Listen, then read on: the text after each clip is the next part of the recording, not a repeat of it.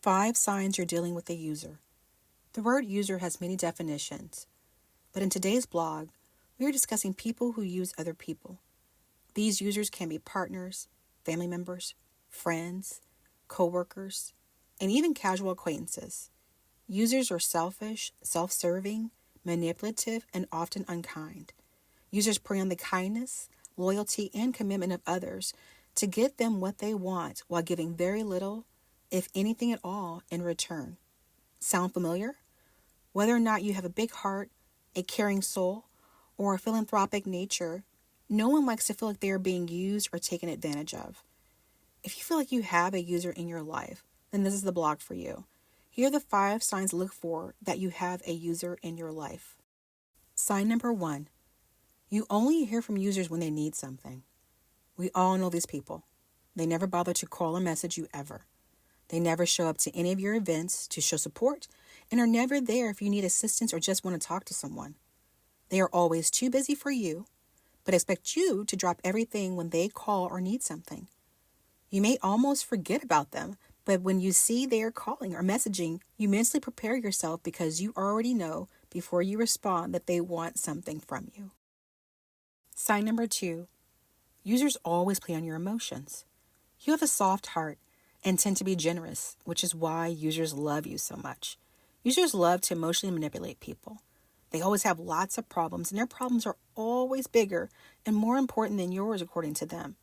They are masters at guilting people and will sometimes not directly ask for money or favors, but instead share their dilemma with you in hopes that you will offer your assistance without them even having to ask you for anything. Number 3, you do not think they will reciprocate for you. Users are not about helping or supporting others. The user family member or friend seems to be non-responsive when you reach out or ask for something from them.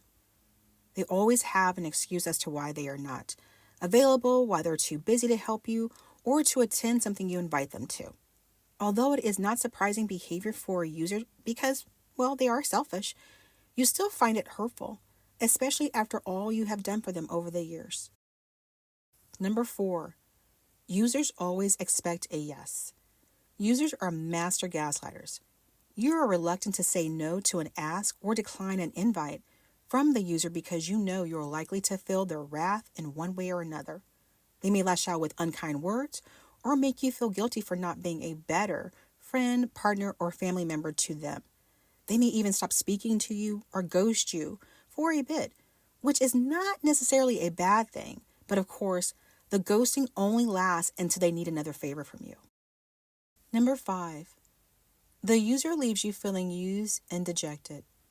After each round of rescuing or supporting the user, you feel worse and worse about yourself. Even though you realize you value your relationship with them more than they do yours, you also feel bad about the thought of dropping them completely from your life. The important takeaway from this is to recognize when you are being used and to give you permission to set boundaries with these individuals. Your answer does not always have to be yes. In fact, sometimes the answer needs to be no for your own mental, emotional, and financial well-being. One-way relationships are hurtful and toxic, and you deserve to have people in your life who want to be there and are not only around when it's convenient for them. Learn to advocate for yourself.